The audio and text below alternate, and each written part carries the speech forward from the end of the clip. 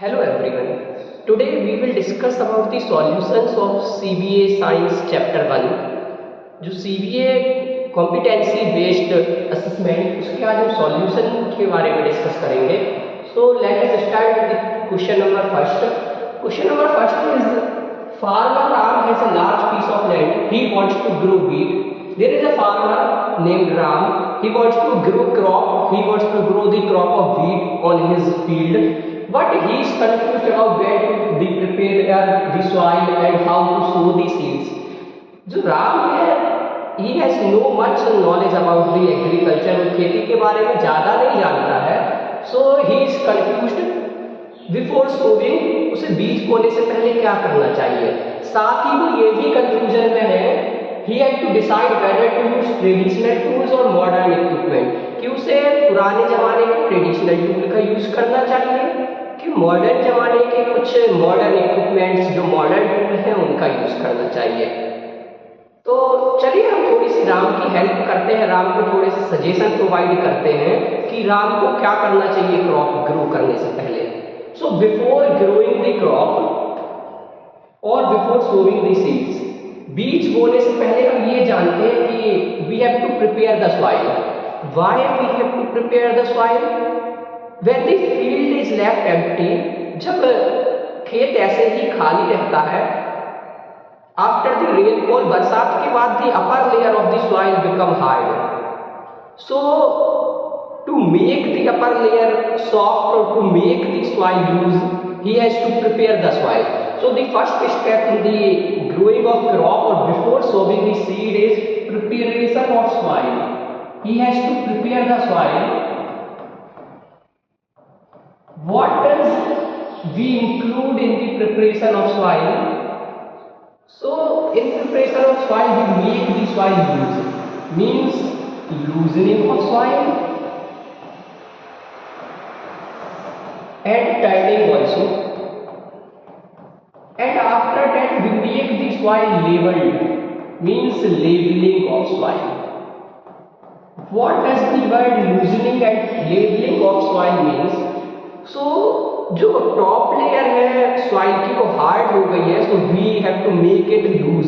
हम उसे पलटा देते हैं किसी टूल की मदद से जिससे कि वो लूज हो जाती है. The soil become porous. So why do we make it loose? What are the advantages of make the soil loose? So let discuss about that. We will start with the advantages of loosening of soil.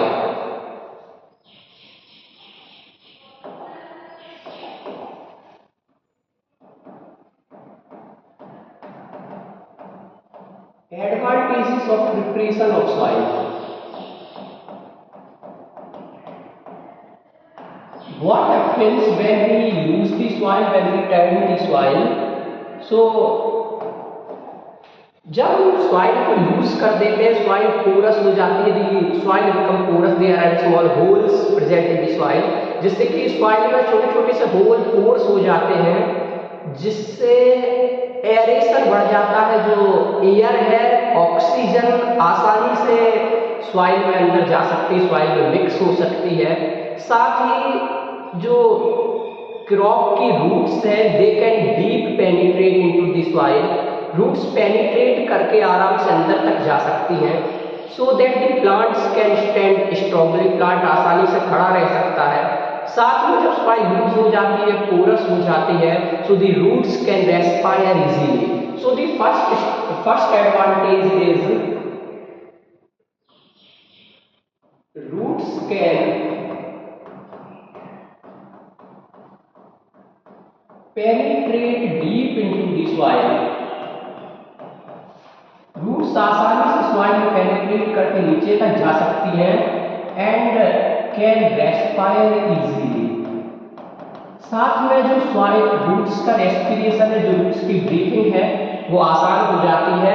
Because there is now space in the soil to goes the air in, जिससे कि हवा अंदर जा सके, इसलिए उसमें space हो जाते हैं.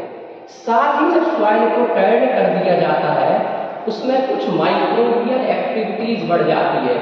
Microbial activities means there is growth of microorganism. Loose soil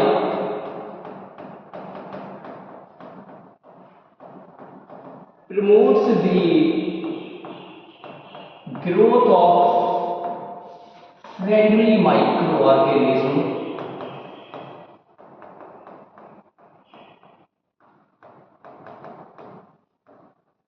in soil।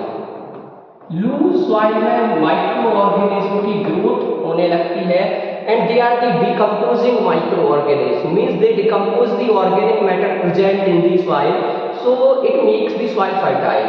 And the third advantage of preparation of soil is that जब हम लगातार खेती करते रहते हैं तो the nutrients of the upper layer of soil is absorbed by the plants. Upper layer के nutrients absorb कर लिए जाते हैं तो अब जो न्यूट्रिएंट्स है मिट्टी में वो नीचे की लेयर में पहुंच जाते हैं। So to get these nutrients when we जब हम सॉइल को पलटा देते हैं नीचे से ऊपर ले आते हैं प्लो या कल्टीवेटर की हेल्प से, तो जो नीचे की लेयर में मिट्टी में जो न्यूट्रिएंट्स थे वो भी अपर लेयर में आ जाते हैं and that plant can also use these nutrient. So third point is nutrients from the lower part of soil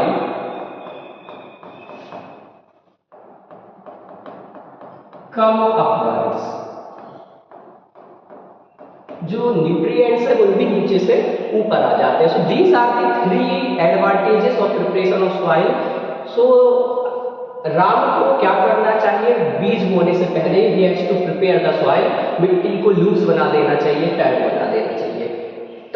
third point, second point हमने ये डिस्कस किया था कि प्रिपरेशन ऑफ सॉइल के बाद he has to label the soil, also he has to label the soil. Labelling means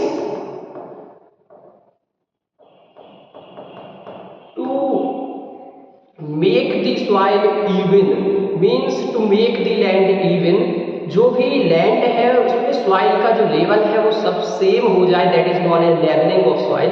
ऐसा क्यों करना है, क्योंकि when we give the water to the crop, ऐसा हो सकता है कि जो गड्ढे वाली जगह है कई बार उसमें पानी फिल हो सकता है एंड जो ऊपर तरफ की लेयर है सॉइल की या ऊपर जो पार्ट है उसको पानी ना मिले, इसलिए यदि ये मिट्टी लेवल होगी तो पूरे खेत को अच्छे से पानी मिल पाएगा और seeds can also evenly distributed in it. So is it clear, before sowing the wheat seeds he has to make the soil prepare, to make the soil leveled and to make the soil loose। Now move to the second question, what are the advantages of using modern equipment। Modern equipment के use करने के क्या advantages हैं, तो हम ये जानते हैं खेती करने के लिए और to for the agriculture there are we use some tools और the equipments. So the tools can be of two types. Tools two type के हो सकते हैं, कुछ टूल्स ऐसे हैं जो हम लगातार पहले से उपयोग करते आ रहे हैं, इन्हें हम ट्रेडिशनल टूल कहते हैं, और कुछ टूल्स ऐसे हैं जिन्हें हमने टेक्नोलॉजी का यूज करके अभी मॉडर्न टूल में कन्वर्ट कर दिया है या मॉडर्न टूल हमने बनाए हैं। So there are two types of method और two types of equipments. Tools used for agriculture. Agriculture means the steps involved in the agriculture. So there can be two types of tool. One first is traditional tool जो पुराने जमाने से लगातार उपयोग किए जाते हैं, and the second one is modern tools।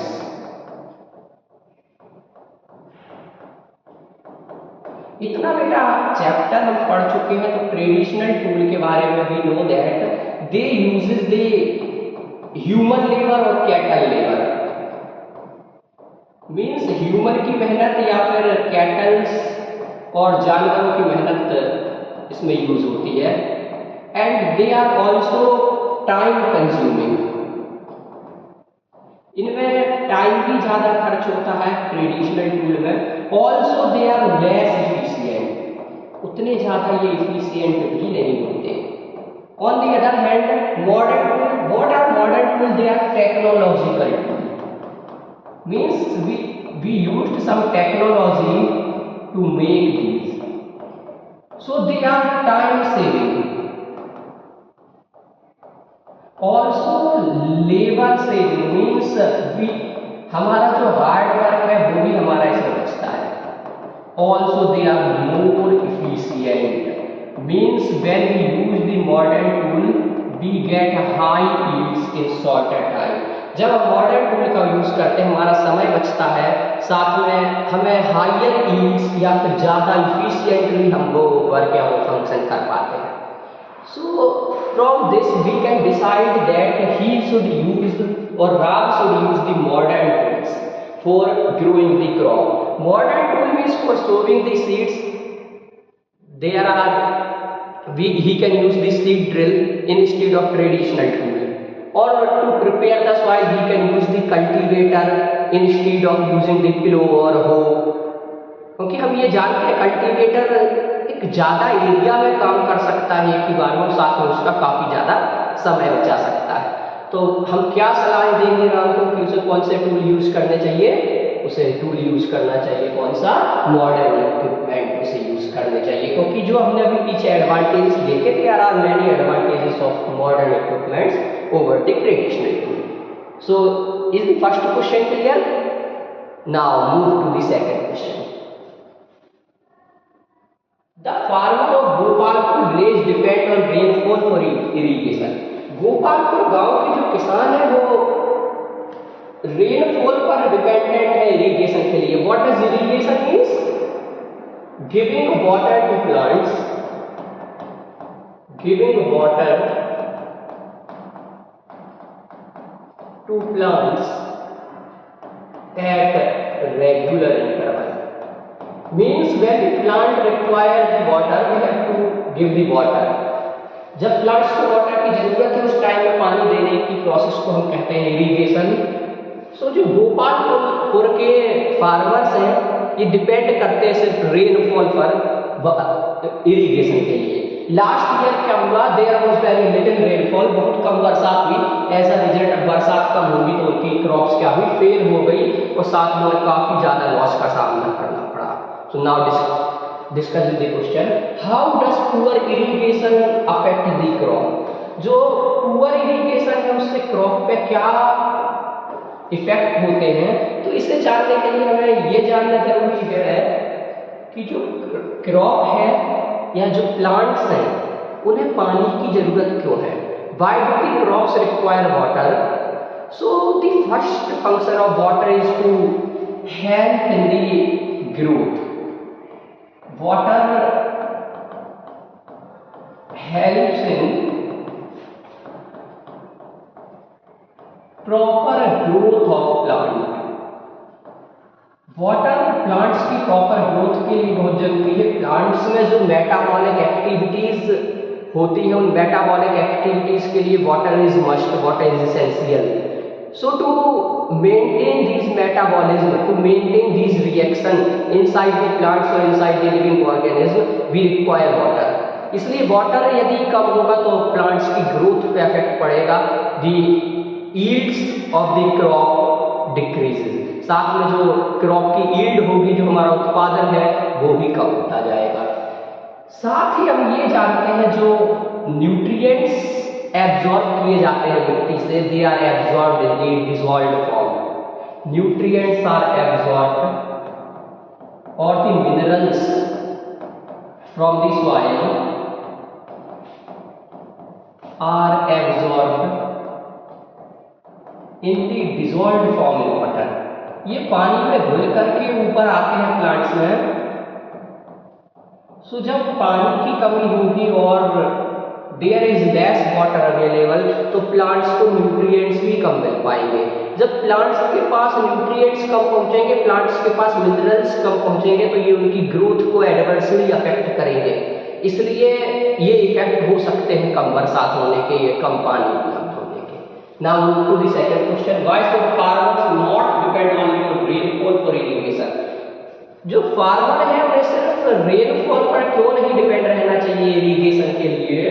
Because जो rainfall है it is natural or we can say that it is uncertain. Uncertain means हम निश्चित नहीं कह सकते कि इस समय पे बारिश होगी कि इस समय पे बरसात होगी। कई बार टाइम चेंज हो जाता है बारिश होने का कि जिस टाइम पे क्रॉप को वाटर की रिक्वायरमेंट है उस टाइम पानी नहीं गिरता है तो हमारी क्रॉप्स खराब होने का डेंजर रहता है, क्रॉप के खराब होने का खतरा रहता है। इसलिए सिर्फ और सिर्फ फार्मर्स को रेनफॉल पर डिपेंड नहीं होना चाहिए। रेनफॉल के साथ साथ कुछ आर्टिफिशियल सोर्स भी उन्हें इरिगेशन के मेंटेन करके अपने खेत में रखने चाहिए, जैसे they can use the tube wells, they can use some tanks, they can use some canals for the irrigation. In case there is no rainfall, so they can use that water for the irrigation of crops. Is that clear? Okay. Now move to the question number 3.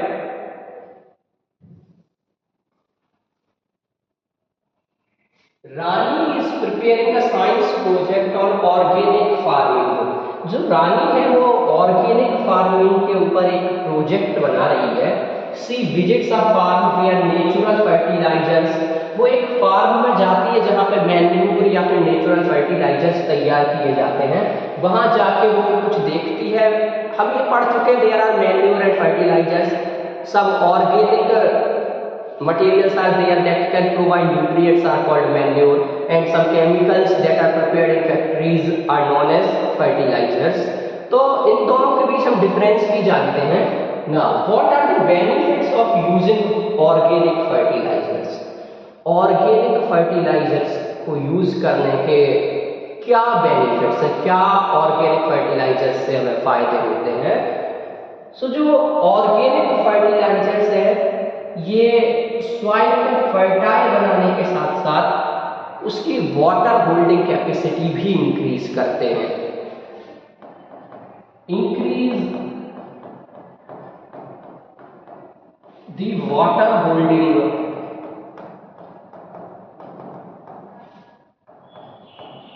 Capacity of soil. Also they provide the humus to the soil. In humus many friendly microorganisms can grow. They provide humus.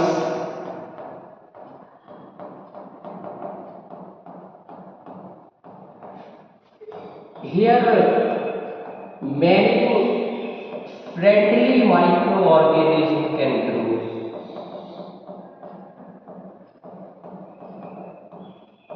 बहुत सारे friendly micro organism grow हो सकते हैं जो और भी organic matter जो present है हमारी सॉइल में उसे डिकम्पोज करके कन्वर्ट कर सकते हैं मैन्योर में। साथ ही काफी सारे माइक्रो ऑर्गेनिज्म न्यूट्रिएंट रिप्लेनिशमेंट में भी हेल्प करते हैं।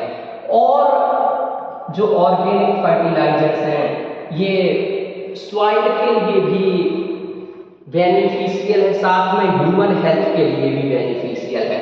So they are beneficial for human health. Beneficial means or environment. Beneficial means कि as compared to the chemical fertilizers, they do not have any adverse effect on our health. इनके कोई दुष्प्रभाव हमारी health में नहीं पड़ते हैं। जैसे कि यदि हम केमिकल्स वाला ज़्यादा फूड इंटेक करते हैं तो उस पर हमारे शरीर के लिए वो हानिकारक हो सकते हैं। Also they improve the soil texture.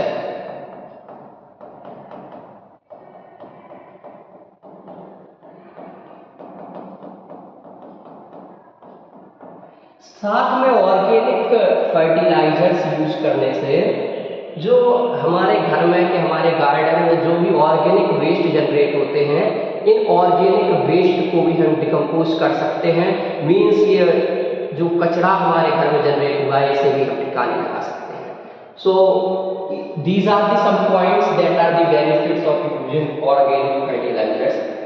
The second question is how is compost prepared. जो ये कंपोस्ट जो ये ऑर्गेनिक फर्टिलाइजर्स है इन्हें प्रिपेयर कैसे किया जाता है? तो जो भी बायोडिग्रेडेबल वेस्ट है, बायोडिग्रेडेबल वेस्ट मीन्स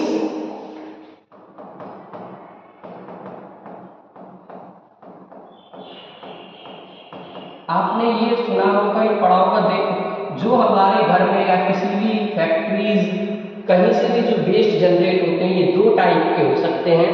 कुछ वेस्ट ऐसे होते हैं जिन पे माइक्रो ऑर्गेनिज्म एक्ट कर सकते हैं and they can decompose it into simpler form. So the waste that can be decomposed by the microorganisms are known as biodegradable waste, like paper, like vegetable peels, like animal waste or cow dung. And there is certain type of waste that cannot be decomposed are known as non-biodegradable, like plastic. तो हमें क्या करना है, हमें biodegradable waste लेना है। Biodegradable waste में हम क्या ले सकते हैं, we can take vegetable peels, हमारे घर में जो सब्जियों के छिलके बने हैं, और काऊ डंग, प्लांट रेसिड्यू, यदि हमारे यहाँ कोई गार्डन में कुछ पत्तियां पेड़ों से गिर जाती है, कुछ छोटे छोटे ट्विग्स टहनियां पेड़ों से गिर जाती है, हम ले सकते हैं। कुछ एनिमल वेस्ट, उसे हम ले सकते हैं। हमारे घर में जो चाय पत्ती बचती है उसे हम ले सकते हैं। और इन सब्सटेंसेस को हमें क्या करना है, मटेरियल्स को एक गड्ढा बना करके we have to dig up it in our garden. उस गड्ढे में हम इस सब्सटेंसेस को डाल सकते हैं। साथ में यदि हम चाहें तो हम कुछ अर्थवॉर्म भी इसमें ऐड कर सकते हैं जो इनके डिकम्पोजिशन को फास्ट कर सकते हैं। सो फिर क्या होगा, जब ये सब्सटेंस माइक्रो ऑर्गेनिज्म्स के द्वारा डिकम्पोज किए जाएंगे तो ये कन्वर्ट हो जाते हैं न्यूट्रिएंट रिच सिंपलर सब्सटेंसेस में, जिसे हम कंपोस्ट या फिर ऑर्गेनिक मैन्योर कहते हैं। इस तरीके से हम ऑर्गेनिक मैन्योर प्रिपेयर कर सकते हैं। Now is that clear? Now move to the HOTS question, high order thinking skills question. The first question in that is, why do farmers need to rotate crops every season instead of growing the same crop? जो farmer है उन्हें अलग अलग type की crops क्यों grow करनी चाहिए, same crops ना उगाना चाहिए, ऐसा क्यों कहा जाता है? तो हम ये जानते हैं, कोई भी स्पेशल क्रॉप जो होती है वो स्पेसिफिक न्यूट्रिएंट्स लेती है। मीन्स यदि हम एक ही क्रॉप उगाएंगे जो एक वन टाइप की क्रॉप है, it require a special type of nutrient और स्पेसिफिक न्यूट्रिएंट्स। मतलब ये है कि मान लें हमारी जो सॉइल है उसमें 7-8 टाइप के न्यूट्रिएंट्स या और ज्यादा टाइप के न्यूट्रिएंट्स प्रेजेंट थे। यदि हमने कोई क्रॉप ग्रो की, यदि उसने उसमें से 2 न्यूट्रिएंट्स एब्जॉर्ब किए, 2 टाइप के न्यूट्रिएंट्स एब्जॉर्ब किए ज्यादा अमाउंट में, अब यदि हम फिर से वही क्रॉप नेक्स्ट सीजन में ग्रो करेंगे तो फिर से वही जो 2 और 3 टाइप्स के न्यूट्रिएंट एब्जॉर्ब करेगी सॉइल से। यदि हम ऐसे ही लगातार करते जाएंगे तो एक समय ऐसा आएगा जो 2 और 3 टाइप्स के न्यूट्रिएंट्स है जो वो क्रॉप ज्यादा एब्जॉर्ब कर रही थी, वो मिट्टी में वो न्यूट्रिएंट्स बचेंगे ही नहीं। Means the soil becomes poor in some specific nutrients. So to maintain this balance we have to grow certain types of crop. हमें ऐसे टाइप्स की क्रॉप उगानी चाहिए जो अलग अलग टाइप के न्यूट्रिएंट्स को एब्जॉर्ब करती है। मीन्स यदि हमने एक सीजन में ऐसी क्रॉप उगा ली है जो 2 और 3 कोई से भी टाइप के न्यूट्रिएंट को एब्जॉर्ब कर रही है, तो नेक्स्ट सीजन हम ऐसी क्रॉप्स ग्रो कर सकते हैं जिसे वो न्यूट्रिएंट ना चाहिए होते हैं जो पहली वाली क्रॉप्स को एक्वायर थे, या फिर और दूसरे टाइप के वो न्यूट्रिएंट्स ले सके। इस तरीके से क्या होगा, न्यूट्रिएंट्स का रिप्लेनिशमेंट इजी हो सकता है। Nutrients can be replenished easily into the soil, इसलिए ऐसा कहा जाता है। Now move to the last question, if a farmer use excessive chemical fertilizers. यदि एक फार्मर है वो लगातार केमिकल फर्टिलाइजर्स का यूज करता रहता है तो क्या लॉन्ग टर्म इफेक्ट हो सकते हैं उसके सॉइल पे? तो लगातार केमिकल फर्टिलाइजर का यूज करते रहने से जो सॉइल होती है ये नेचुरली इनफर्टाइल हो जाती है। Soil become naturally infertile. Soil infertile हो सकती है। साथ में यदि हम लगातार केमिकल्स का यूज करते रहते हैं तो जो रेनफॉल होती है, जो रेन वाटर है, जब वो बह करके नदियों तालाबों में जाता है तो it can also pollute the water bodies. So pollution of water bodies. तो लगातार केमिकल फर्टिलाइजर का यूज करने से जो हमारी सॉइल है वो इनफर्टाइल हो जाती है, वाटर बॉडीज जो हमारी हैं वो भी पॉल्यूट हो सकती हैं, इनका भी पॉल्यूशन हो सकता है। साथ में ये जो केमिकल फर्टिलाइजर्स हैं they can be toxic for some microbes living in the soil. कुछ माइक्रोब्स को ये किल कर सकते हैं। सो जो ऐसे माइक्रोब्स जो डिकम्पोजिशन में हेल्प कर रहे थे, जो ऑर्गेनिक वेस्ट को डिकम्पोज करके मैन्योर में कन्वर्ट कर दे रहे थे, यदि ये मैन्योर ये माइक्रोब्स सॉइल से खत्म हो जाएंगे तो सॉइल की फर्टिलिटी धीरे धीरे क्या होने लगेगी, कम होने लगेगी। तो ना नेक्स्ट क्वेश्चन सजेस्ट अल्टरनेटिव्स। तो फिर हमें कुछ ऐसे विकल्प सजेस्ट करने हैं जिनका हम यूज कर सकते हैं केमिकल फर्टिलाइजर्स की जगह। So we can use the organic manure. हम क्या उपयोग कर सकते हैं, ऐसे मैन्योर का यूज कर सकते हैं जो ऑर्गेनिक मटेरियल से बनी हुई होती है। We can also use green manure. Vermicompost एक टेक्निक सुनी होगी, means we can use the compost. These all are made up of the organic material in the field or not pollute the water bodies, also not having any adverse effect on the soil. Is that clear? तो ये एक description था जो CBA था, उसके कुछ answers हमने discuss किए हैं। बाकी ये जो चैप्टर है इसके और भी बहुत सारे आंसर्स हो सकते हैं, आप लोग टीचर से डिस्कस कर सकते हैं, हमसे डिस्कस कर सकते हैं। Then thank you to all.